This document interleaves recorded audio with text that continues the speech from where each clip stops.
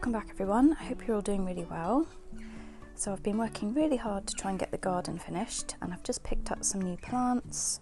I've got a couple of dwarf fan palms to go in these little wooden pots here, because I planted mine in the centre island.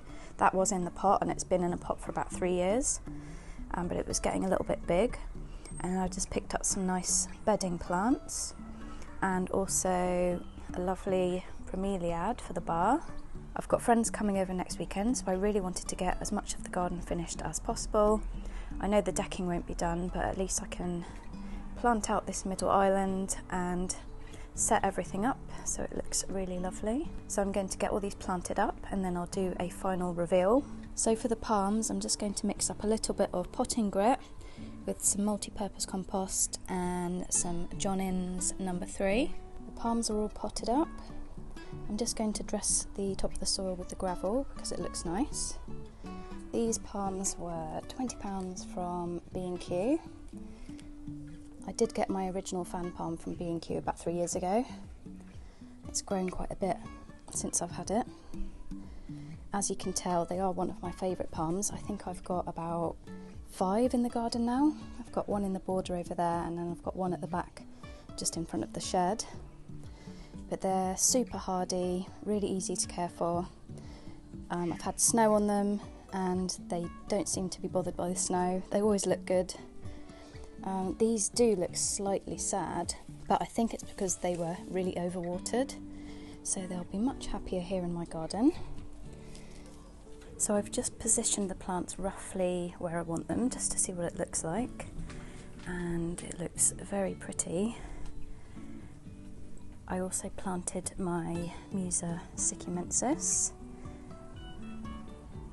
I think I'm going to hold off planting on this corner until the decking's done, so I might just leave them sitting there in their pots for now, but I'll plant out the rest of it.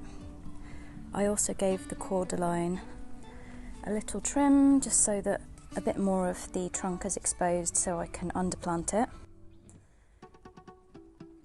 So this is how it's all looking, and then at the back I think I'm going to plant my callistemon and a couple of other plants, but I'm not quite sure yet.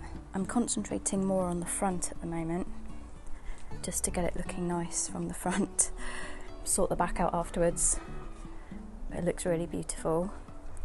I love how these match the colour of the flamingo.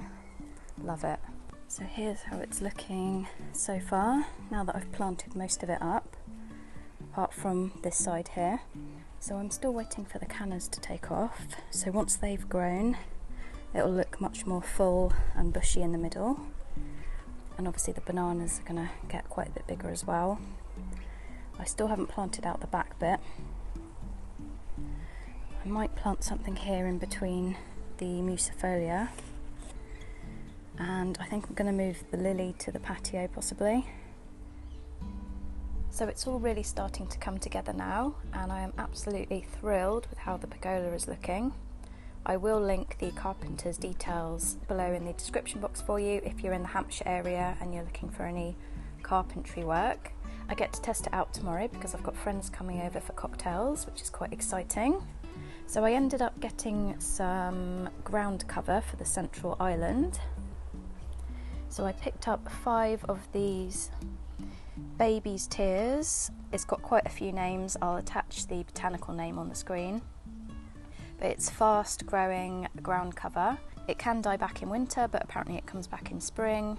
You can actually walk on this, and I think it prefers shady areas, but I'll just have to see how it does. So I'm quite aware that a lot of these plants are going to grow quite big. This year I really just wanted some instant impact for this central island, but I am quite aware that I might have to move or get rid of some of them. I know this chamaerops is going to get pretty big, and also the sicumensis, so I'll have to figure out what I'm going to do with those. The cordyline, I think that'll be staying because they really don't like being moved, but I think that'll be fine because that'll just be growing up the way rather than kind of out the way. But I'm really pleased with how it's all looking so far. And once the cannas come up, I think it's going to look really beautiful. They're slowly making their way up. It's such a shame everything's so behind this year. But the bananas seem to be doing really well. They're getting really big. Some of my cannas in this border have been absolutely devoured by slugs, as you can see, which is a shame. Pink chinas are doing well. And then look how beautiful the crocosmia is this year, and it's absolutely huge. So originally I had the crocosmia in a pot on the patio, and then I decided to move it to this spot in the garden here, and it does multiply over time. So I did dig a bit of it up last year, and I put some here at the front, and I think I'm going to dig up a bit more this year and scatter it around the bananas here in the middle. It does pair really well with the bananas. I've got a lovely flower here, and it looks like this one might be flowering soon as well. I decided to get another bromeliad for the patio just because it gives a lovely splash of colour. Put the signs back up on my bar, so it's looking a bit nicer now. And then I did scatter a few of the AIR plants in here as well. So I've got one each side there, and then we've got one hanging up in the coconut hanger there. So the only thing I've got left to do in the bar is to add on the edging to the shelving. Hopefully that should be coming in the next couple of weeks.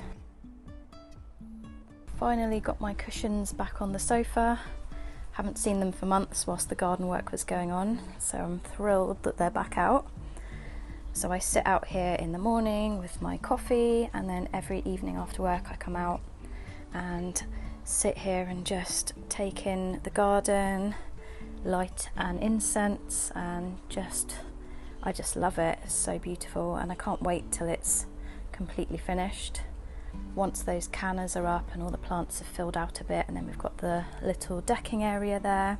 I've bought a couple of lanterns from Lights for Fun to go on the decking, and there's something else I want to put on the decking, but I'm just waiting for it to come back into stock, but I'll show you once I've got it. I also ended up putting my red Abyssinian here on the patio. I usually do grow it in a pot on the patio. I was considering selling it, but then it produced this lovely new leaf, and I just couldn't, so it's staying for now. This is one that I have to dig up and dry store over winter. My festoon lights in the bar actually stopped working last week, so I ordered some new ones, and then they started working again, which is typical, but they do tend to switch on and off lately, so I did actually order a replacement from Lights for Fun. That's pretty much where all my garden lights are from. Their customer service is excellent, and all the lights come with a 2-year guarantee. Unfortunately mine are 3 years old, so they're not under the warranty anymore. So I just ordered some new ones, and they do have an updated version anyway. What else have I got to show you? Oh yes, I did plant my honeysuckle here. I did have bamboo here before, but I actually sold the bamboo and have replaced it with the honeysuckle. So I'm hoping that eventually will grow up the fence and join this one on the other side. Really beautiful. I've had a few people asking me about my flamingos. These are Don Featherstone real mingos, and I got them from eBay, although they are quite hard to find now. There is a smaller version, but these are the large ones.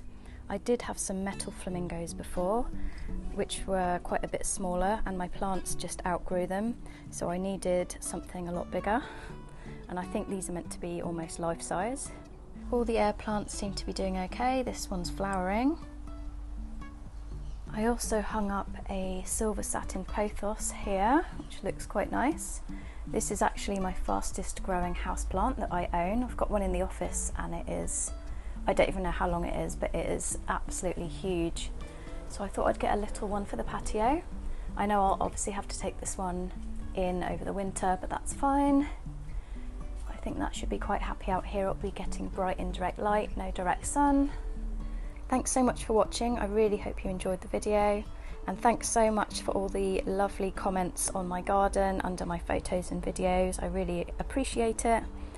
and I'll keep you posted on the progress. Not too much to go now before it's finished. I'm so excited to do a final reveal for you. Take care everyone, happy gardening, and I'll see you all soon.